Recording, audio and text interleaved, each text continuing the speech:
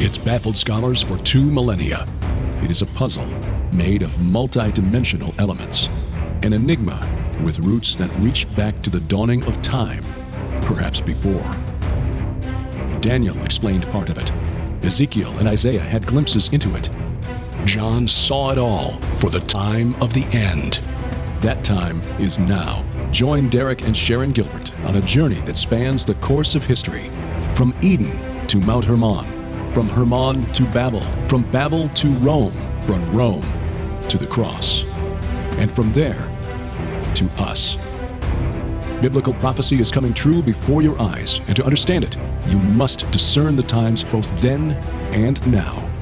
It's time to unravel the threads of this all-encompassing prophetic paradox. It's time to unravel Revelation. The trumpet judgments. Welcome to Unraveling Revelation from Skywatch TV. I'm Derek Gilbert. I am Sharon Gilbert, and you can see we're in Studio G today. We got kicked out of the studio last week, so, Joey's working on a couple of trailers that are very, very important. So we very quietly left and said, we'll do this at home. So this is nice because we get to sit a lot closer together here than on the regular set, which is actually much closer together. A good thing. And we get to wear shorts or jammy bottoms or, whatever we want to, because all you see is from the desk up. Well, actually, that's all they see. That's actually one of the worst kept secrets in professional broadcasting is that those news anchors, unless they're having to stand up in front of a green screen or something, but if they're sitting at a desk, odds are in the summertime they're only wearing the suit they're wearing shorts. Yeah, the waist up, yeah, shorts below the desk. In fact, I have a couple of pictures of Derek wearing his, stuff to be on the set with a guest, but it's shorts. Actually, it's pretty cute. Pretty cute. And honestly, we're talking about something pretty horrific today. The trumpet judgments, and that's what they are. They are trumpet judgments. They're also trumpet warnings, because the idea of this trumpet being played, these are not the shofars. These are metal, silver trumpets probably, or golden, I don't know. But the trumpets in the temple, the actual trumpet as we recognize a trumpet is silver, so it's possible these are also that will explain the original language when we actually start reading. But before we get to Revelation 8, let's review just a few verses in Matthew 24, and once we read them, I think you're going to understand why we wanted to start here. I'm going to start reading at probably... Well, actually, there's a lot in here. So I'm going to read. This is the part about the abomination of desolation. Whether or not the signs that the Lord is giving in Matthew 24 are linear, in other words, they proceed along a timeline, one after the other, I can't tell you that that's exactly what happens, because there are a number of things in here.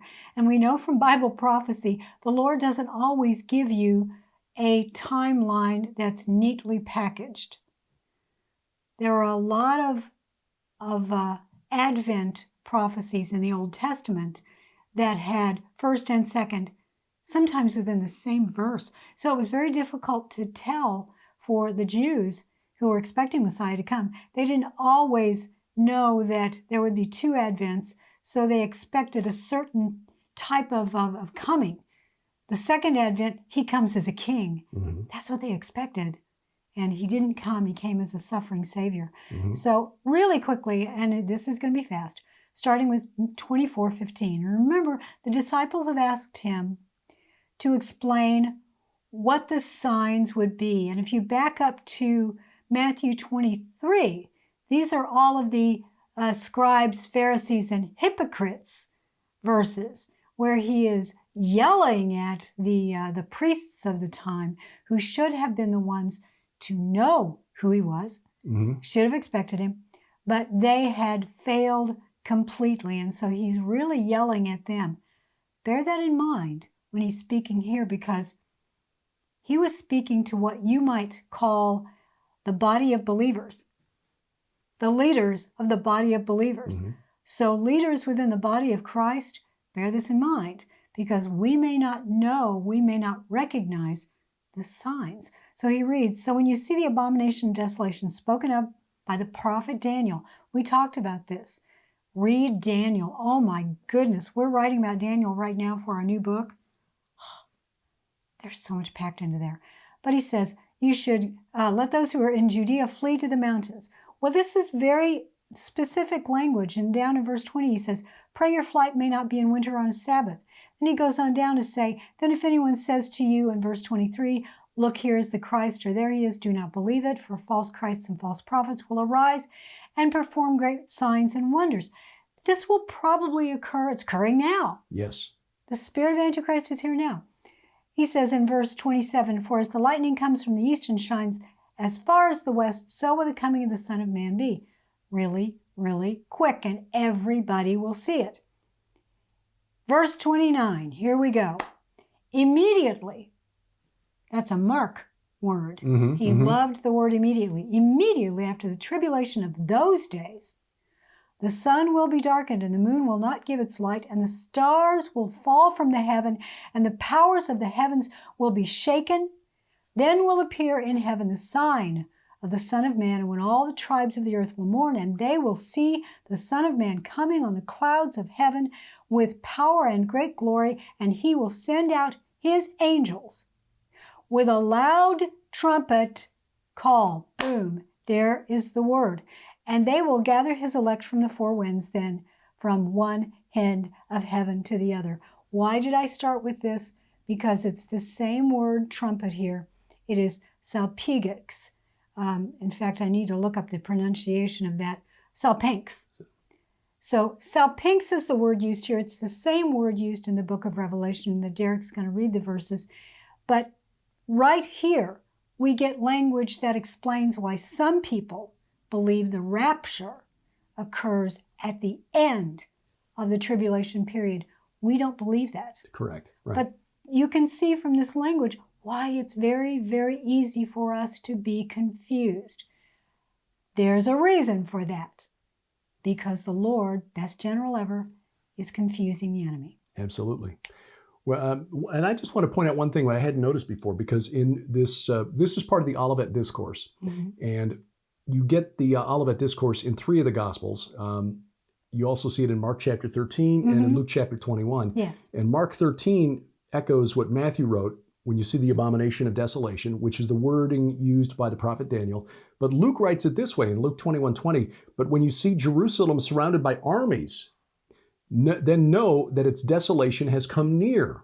Oh, that's different. Then let those who are in Judea flee to the mountains, and let those who are inside the city depart. And let not those who are out in the country enter it, for these are the days of vengeance to fulfill all that is written. Now, that is an already but not yet, which is what you were saying. But that is why many of the Christians who were in Jerusalem, when the armies of Rome surrounded the city before the siege of Jerusalem in 70 AD, got out of town. Yes. Because they understood it this way, as well as the abomination of desolation, which was an already but not yet fulfillment in the days of Antiochus Epiphanes in the 2nd century BC. He was the Greek ruler of the Seleucid Empire based in Syria, who set up an idol to Zeus inside the temple. That's just it. He did not set up an idol of himself. Right. There are he those. He set up one of Zeus. Yeah.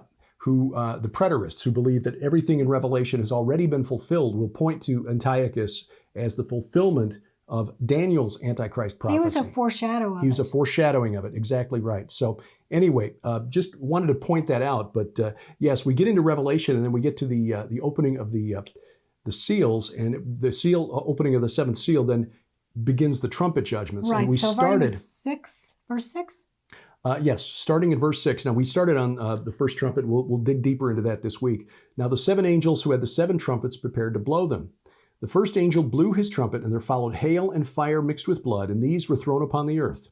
And we talked about this last week, how this echoes the judgment on the plague that was sent on Egypt, and how God sent forth a company of destroying angels. Yes. One named Barad, hail, and then the Reshaphim, who brought the thunderbolts, who destroyed the cattle and the crops of Egypt.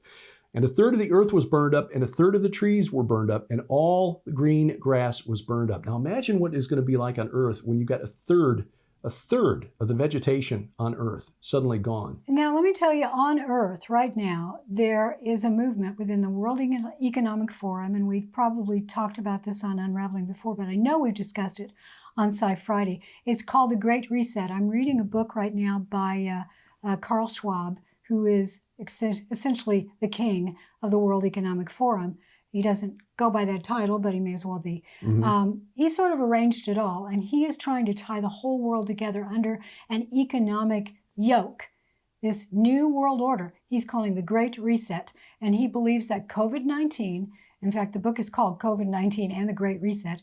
He believes that COVID-19 is going to be one of the initiating triggers to essentially erase everything that's going on in the world now. The world systems will collapse, and we have to have a new world order. He said, we've seen this before in the past. It's going to happen again. It will happen very, very quickly, building on slow changes that have been taking place for a while. Read that as treaties that have been put in place. But the second leg of that event is climate change. And he really believes that the world is going to just go to heck in a handbasket because of man changing everything. When this happens, if the Great Reset has not yet occurred, look, this will be used by the enemy. This will be used by the Antichrist. This will be used by humans and spirits to force this change. Right.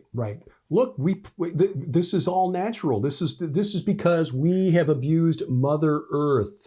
Gaia is angry with us, and we must repent of our environmental sins. Yeah. That's how this is going to be spun. And it's not a coincidence that Prince Charles was with Mr. Schwab when they rolled out this, announced the coming plan. Now, this is going to be rolled out at a World Economic Forum meeting in January. So we're going to be paying close attention to this as we get into 2021. And in fact, Sharon has written about this for a forthcoming book from Defender Publishing, into which many of us contributed. Tom Horn, the two of us, other of our colleagues at Skywatch TV. That'll be coming out before Christmas, but the Great Reset is clearly a part of this, because as part of this, the area that I focused on was the economic reset. And this gets back to what we discussed in chapter 6 of Revelation with the third rider, the rider on the black horse, and the zugos, the scales, which are actually a yoke. It's exactly what they are. We are the oxen that they want to yoke into this new global economic system, part of the Great Reset.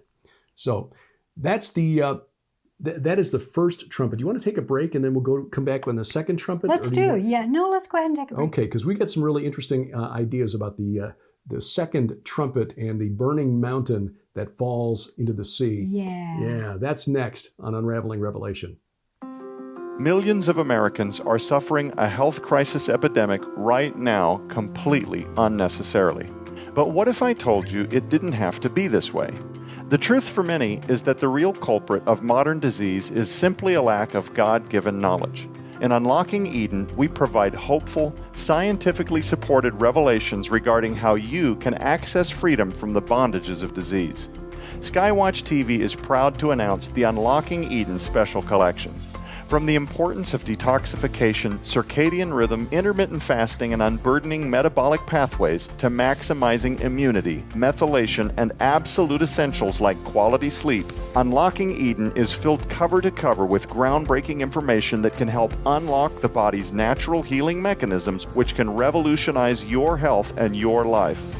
In this incredible special collection from Skywatch TV, you'll also receive the Unlocking Eden Companion DVD, featuring the entire 4-week television series on Unlocking Eden and special content with my co-author Daniel Belt and I on securing some of nature's most powerful antiviral nutrition during seasons of virus, flu, and so much more. We're also including the never-before-released special edition Eden's Essentials publication featuring special reports on gut health, chronic pain and sleep management, fermented foods, and so much more.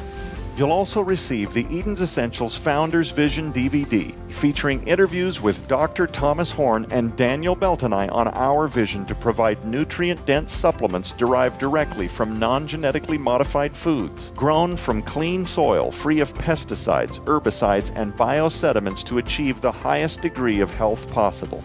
And because we want to provide you with every tool possible to achieve optimal wellness, we're including for the first time ever, absolutely free, the international best-selling book, Time Bomb, with companion DVD. This unprecedented, groundbreaking combination reveals how to easily read food labels to avoid toxic ingredients like GMOs, pesticides, and other biosediments, what leaky gut syndrome is and how to reverse it, what neuroscience says about the miraculous gut-brain connection, and more. Featuring healthcare professionals like Dr. Ralph Umbriaco, Dr. Joshua Vance, and Dr. Matthew Sams on how to achieve your optimal physiological health. Sold separately, these items hold a retail value of over $150. Yours now for a donation of only $35 plus shipping and handling. So revolutionize your health, maximize your immunity, and restore your vitality. The Unlocking Eden Special Collection, available now at the Skywatch TV store online. Order now or call 1-844-750-4985. Welcome back to Unraveling Revelation from Skywatch TV. I'm Derek Gilbert. I am Sharon Gilbert, and we're in Studio G talking about Revelation 8. If this is your first time watching Unraveling Revelation, welcome to the club, so to speak. But you can go back and watch all the programs. There is a Skywatch TV app that you can download to any of your mobile devices, but also we're on just about every... We're on, Roku and YouTube, and Fire Roku, Stick Apple TV even, and of course you'll find our website has got the most recent videos going back about 5 months or so at unravelingrevelation.tv. And we're also on PTL.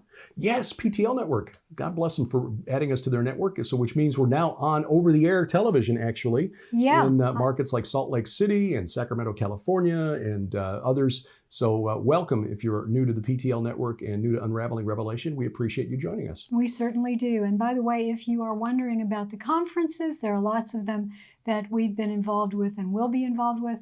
Sadly, not everybody can get together in person this year, so go to gilberthouse.org. Is that the best place to go? Gilberthouse.org to find out where we are. And of course, you can also find a schedule of upcoming events from Skywatch TV. Skywatchtv.com/schedule will give you the same information. So angel number 2. The second angel, Revelation 8, beginning at verse 8. The second angel blew his trumpet, and something like a great mountain burning with fire was thrown into the sea, and a third of the sea became blood. Oh boy, you could spend an hour just on this verse. Right. Now, and I add verse 9 here because it's this very short section here. A third of the living creatures in the sea died, and a third of the ships were destroyed. Now, it's our contention that oftentimes in the past, in looking at the prophecies of Revelation, the trumpet judgments, the bowl judgments, the opening of the abyss, we look for natural explanations to explain these things that John was shown. I think when we dig deeper into, when we dig deeper into the Greek and the Hebrew and understand what the neighbors of the ancient Israelites, the Jews, believed, we see that the prophets and apostles were referring to supernatural entities. And I think that's the case here. I think so too. And it gets into research that you have done. So I'm going to let you run with this one, okay? This is something that will also be part of the forthcoming book from Tom Horn. When we look at what the Jews believed during the Second Temple period, that was the period between the return from Babylon and the destruction of the temple by the Romans in 70 AD. So that includes the period of Jesus, the apostles, John the Revelator, and so on. We understand that they saw stars and burning mountains as a euphemism for inhabitants of the angelic realm, angels. And in one case, it's actually the name of one of them. Yes. A very old entity called Enlil, who was the king of the Sumerian pantheon 2,500 years before John. I mean, think about that. That's more time between Enlil ascending to the kingship of the Mesopotamian pantheon than between John and us. Wow. Yeah, I mean, that's the kind of time scale we're looking at here. But it shows the persistence yes. of these fallen angels and their influence. Right. And he was literally referred to as Great Mountain. And we'd mentioned that before, that in Zechariah 4, the prophet saying, "Who are you, O great mountain? Before Zerubbabel, who rebuilt the temple, you will become a plain." Well, in the Book of Enoch, First Enoch, which was not in the Bible, but it was referenced in the New Testament, and we refer you to the excellent book by Dr. Michael Heiser, Reversing Hermon, That's a reference to Mount Hermon, where the watchers, the angels who sinned, the Genesis 6 sons of God, who descended, according to the Book of Enoch, to Mount Hermon Yes. to swear a mutual oath, binding one another to go ahead and corrupt humanity, not only by taking wives, but by teaching us things we weren't supposed to know. When you go deeper into Enoch, you go to Enoch, 1 Enoch chapter 18, you see this description, and I'm going to read from the what's called a Hermenia translation by a scholar of the Book of Enoch. He's a professor emeritus, University of Iowa, George W.E. Nicholsburg. Oh, yeah. Yeah. Beyond this chasm, I saw a place where there was neither firmament of heaven above, nor firmly founded earth beneath it. Neither was there water on it, nor bird, but the place was desolate and fearful. There I saw 7 stars like great burning mountains. To me, when I inquired about them, the angel said, "This place is the end of heaven and earth. This has become a prison for the stars and the hosts of heaven." Oh, my. The heavenly army. The stars that are rolling over in the fire, these are they that transgressed the command of the Lord in the beginning of their rising. Oh, hold on, because I've got a question. You may too. You said the heavenly army. Yes. The heavenly army are in a prison? The heavenly host, those who rebelled against God. Oh, okay. The rebel army. Right, rebellious. members. Yeah. Okay. And we actually see that in Deuteronomy 4, verses 19 and 20, where God tells Moses to warn the Israelites, do not bow down and worship the sun, the moon, and the host of heaven, all those that were allotted to the nations for their gods. Yes, and you'll notice sometimes when angels come to give a prophecy to a human, and the human starts to worship no, don't do that. Yeah, we'll see that later in the book of Revelation, in fact. So these are the stars, these are they that transgressed the command of the Lord in the beginning of their rising, for they did not come out in their appointed times, and he was angry with them and bound them until the time of the consummation of their sins, 10,000 years. What an interesting phrase, did not come out in their appointed times. Mm-hmm. And then later we see another reference to a great chasm. This is in chapter 19. Among pillars of heavenly fire, and I saw in it pillars of fire descending, and they were immeasurable toward the depth and toward the height. And Uriel, one of the archangels we discussed last week, said to me, there stand the angels who mingled with the women, and their spirits, having assumed many forms, bring destruction on men and lead them astray to sacrifice to demons as to gods until the day of the great judgment, in which they will be judged with finality. In other words, the spirits of these fallen angels, even though they're bound and in flames, are still influencing humanity today, like the spirits of their progeny, the Nephilim, who were destroyed in the flood. Exactly, which is exactly how I write it in the Red Wing Saga. Yes. So we see, again, another depiction, and this was standard Jewish religious thought during the period of the apostles. Chapter 21, another reference here. There I saw a terrible thing. I saw neither heaven above nor firmly founded earth, but a chaotic and terrible place. And there I saw 7 of the stars of heaven, bound and thrown in it together like great mountains and burning in fire. And then later Uriel explains, these are the stars of heaven that transgressed the command of the Lord. They have been bound here until 10,000 years are fulfilled, the time of their sins. These would be roughly equated in Greek thought to the Titans. Yes. Who had been bound in the abyss until, well, in Greek cosmology, they're there forever. But we know in Revelation 9, the abyss, the bottomless pit, opens and these things come out. So can we then assume that all of the judgments have spiritual explanations? I think so.